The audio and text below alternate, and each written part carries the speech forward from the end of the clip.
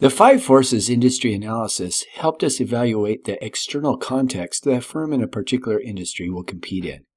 Industry analysis helps determine how profitable we would expect firms in a particular industry to be.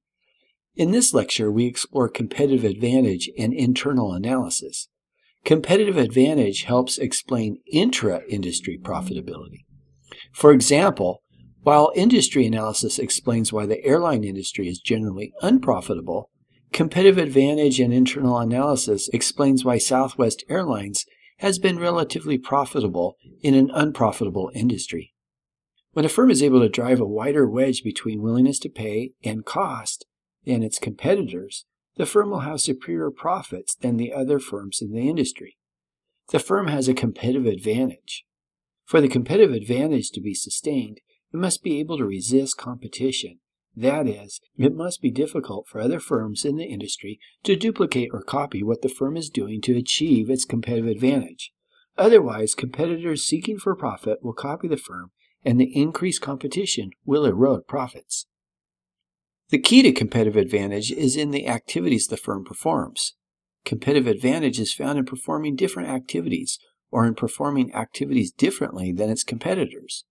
Often firms fall into the temptation of wanting to try to do it all or to be all things to all customers. However, when it comes to competitive advantage, generally less is more.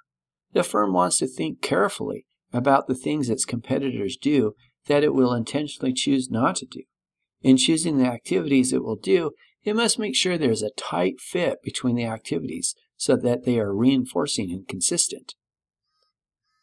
Firms face trade-offs in the activities that they will perform. It is in the fact that there are trade-offs between the activities that a firm might perform that enables a firm to be able to sustain a competitive advantage over time that resists competition. Consider the trade-off between hotel quality and cost. If a firm is on the curve, we say it is on the frontier. This is achieved by obtaining operational effectiveness. The frontier shows that there is a trade-off between being a high-quality hotel and being a low-cost hotel. When it comes to profitability or competitive advantage, being high quality is not necessarily better than low cost. It may be the case that the budget hotel is more profitable. The key here is not that the firms serve different customers, as much as the fact that they perform very different activities. The way in which the hotel building is constructed, the supplies purchased, the training of the employees, the tasks performed by the employees, and the company culture will differ between all three types of hotels shown here. The fact that the activities performed by the hotels differ so substantially means that the hotels face trade-offs. It is not possible for the Ritz to be both high quality and budget because the activities performed by the five-star hotel are very different from the activities performed by the low-cost budget hotel. This trade-off makes it difficult or impossible for the Ritz to compete directly with Sheraton or Travelodge. Competitive advantage is more than just operational effectiveness.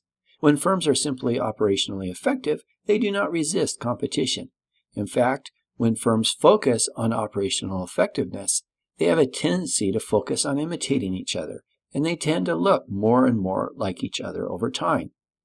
To achieve competitive advantage, they must be operationally effective while performing different activities or activities differently than their rivals. A key to creating and maintaining competitive advantage is in choosing to do different activities from its rivals or to choose to perform activities differently. This requires the firm to carefully choose not to do certain activities. Originally, Dell Computer focused on producing computers for institutional customers, like businesses and universities. Other computer manufacturers generally focused on mass-producing a few models for individual clients.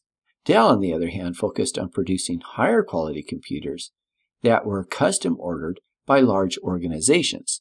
Since they took custom orders, they did not have as much volume of any particular computer that they made. Rather than focusing on mass production, they developed activities focused on customization. Rather than focusing on servicing homeowners, their support activities focused on working with IT departments within large organizations. IT departments need very different support than individual computer or customers. Since they were marketing to institutional clients rather than individual customers, their marketing activities also differed from their competitors. Dell Computer was very successful when it focused on performing different activities than its competitors. At one point, Dell decided to try to expand its business to also service the individual computer owner too.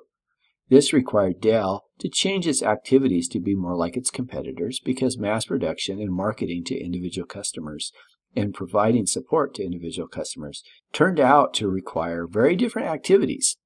This turned out to be an unprofitable move for Dell.